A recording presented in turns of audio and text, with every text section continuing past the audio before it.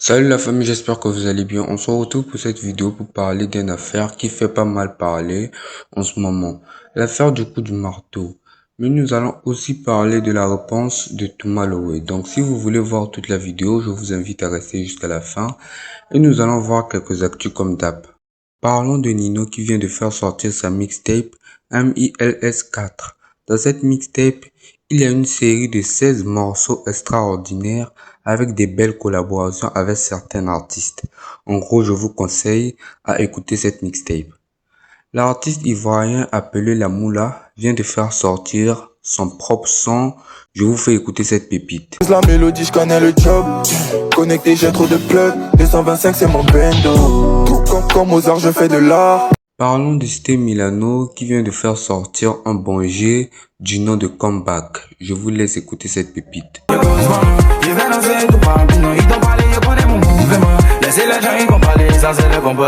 Je vous conseille d'écouter ce son, en vrai c'est une pépite. Parlons d'une affaire qui a fait pas mal parler, le son Kapasele de l'artiste ivoirien Imra a été récemment supprimé pour des raisons pas trop graves, je vous explique. Le son n'a pas été supprimé pour une histoire bizarre.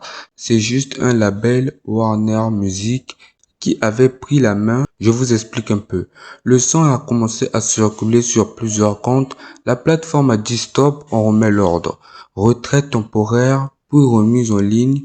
En ce moment, le son est maintenant disponible. Le morceau de Imra, Gentiaman, qui a été publié le 7 février 2025, vient d'accumuler plus de 10 millions de vues sur YouTube. Je vous fais écouter ce bon jet. Bad baby, yeah, yeah. Chillé toute la nuit, yeah, yeah. Lego on me, yeah, yeah. Toute Lego. Revenons sur la mixtape de Nino, mais si vous ne le savez pas, Nino a accumulé plus de 5,83 millions de streams sur Spotify en 24 heures. Regardons cette vidéo. On m'avait pourtant juré que ça allait flop, hein, que Nino était fini pour le haut niveau, que ça allait flop.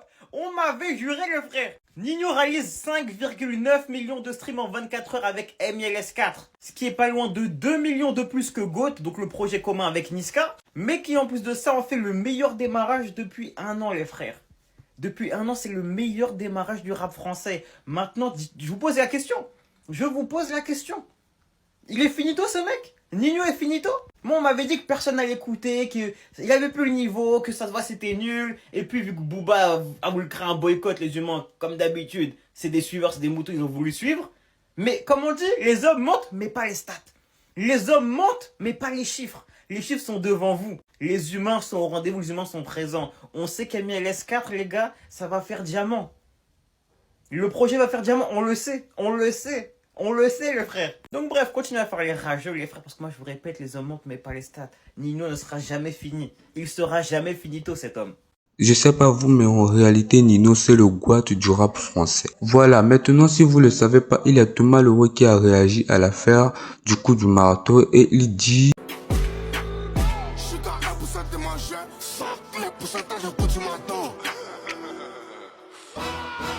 Et il dit un mot de ce son, mais tout le monde est passé à côté. Dans le son, il dit fuck les pourcentages du coup du marteau. Mais si vous le savez pas, il y a une affaire qui fait beaucoup parler en ce moment, l'affaire du coup du marteau. Vous vous rappelez de ce son coup du marteau qui avait beaucoup régné en 2023 lorsque la Côte d'Ivoire avait gagné la CAN. Aujourd'hui, ce son accumule plus de 58 millions de vues sur YouTube. Mais là où l'histoire commence, c'est avec Tamsi. Regardons d'abord cette vidéo, après je vous explique. Procès qui oppose Tamsi et la team Peya sur le son coup du marteau. Je vous explique aujourd'hui. C'est-à-dire, on nous dit la justice ivoirienne a ordonné la suspension immédiate de la diffusion du tube coup du marteau sur tout l'étendue du territoire après le litige entre l'artiste Tamsi et le groupe Team Peya.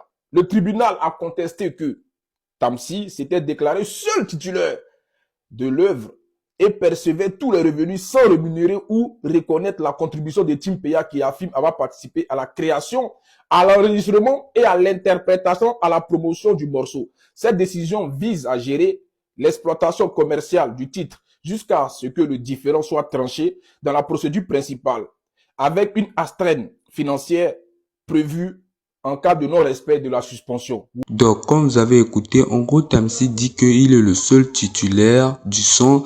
Cette histoire est allée même jusqu'au tribunal. Et le tribunal a contesté que Tamsy c'était le seul et titulaire de l'œuvre numérer ou reconnaître la Team PA, qui a participé à la création et à l'enregistrement et à l'interprétation et à la promotion du morceau. Mais dans cette vidéo, il n'a pas parlé de combien Tamsy a touché sur ce son. Je vous laisse écouter cette vidéo. Si lui, il a pris le soin de lui-même choisir ce qu'il va donner aux gens. Parce que normalement, on est ensemble. Et Tamsy, on est ensemble avec Zagba. Normalement, s'il y a quelque chose, tu peux appeler Zagba même, qui est le leader, pour dire que, ah, Zagba, il doit faire les droits, voilà, voilà, voilà. Il peut essayer de te recadrer dessus. Parce que quand on est allé faire la chanson, Zagba n'a pas dit non, on fait comme ça, on fait comme ça. Quand on a chanté avec Oudi Premier, on savait comment ça allait se passer. Mais parce que tout le monde parle. Les gens pensent que nous, on est avide d'argent, on se bat pour l'argent. Mais non, on se bat pour le relationnel aussi entre lui et nous. Normalement, tout ce qui se passe, ça doit te piquer pour dire que, ah, venez, on s'assoit. Mais il ne fait pas ça. Nous, on nous appelle pour dire que non, il allait payer avocat pour se protéger. On va pas arriver jusque-là. C'est dommage. Mais au moins, viens poser tes frères. On est en nous ici, on est des Ivoiriens, on est des jeunes. Quand je suis allé, j'ai mené ma petite enquête, j'ai allé à Paris aussi, j'ai vu vraiment le contenu maintenant du contrat, j'ai vu certains trucs. Faut pas me dire ça. Mais est-ce que vous êtes attendez, s'il vous plaît, c'est mon émission. Hein. On sait. Tu es allé, tu as vu le document là. Ouais, tu es allé là-bas. Oui, j'ai vu. Qui a signé? Qui a signé comment? En bas là. Je pense que tout le monde a signé. Hein. Qui a signé? Toi, tu as signé. Moi, j'ai signé. Toi, tu as signé. Moi, il m'a même pas mis dedans. Non, lui, il n'avait pas mis Samo dedans. Samo n'est pas dedans. Tout le monde n'est pas dedans. Nous, quel que soit ce que nous on fait, on s'est dit que c'est un groupe. Donc, tout le monde. Et c'est ça. Moi, j'ai parlé du coup du marteau. Parce que ça devait être la suite de notre brigado. À SACEM en France, qui est déclaré? À la SACEM, il y a moi, avec un pourcentage qui définit lui-même. Combien? Bon, j'ai oublié un peu les chiffres, mais c'est pas beaucoup. C'est dérisoire. J'en sais pas. Si c'était beaucoup, il allait se pas moins que souvenir. ça. Même moins de 5%. Il a dit Moins quoi? de 5%. Je voulais savoir le pourcentage, comment ça a été réparti en fait. Non, il dit c'est lui-même qui a écrit. Il t'a dit ça. C'est sur une échelle de 100%, Tamsy peut avoir 87% et les autres 13%. Jésus. Normalement, il doit avoir 50% parce que c'est... Donc, comme vous avez très bien écouté dans cette vidéo, on dit que Tamsy a touché 87% du son coup du marteau. Dites-moi ce que vous en pensez dans les commentaires, si c'est bien ce que Tamsy a fait ou pas.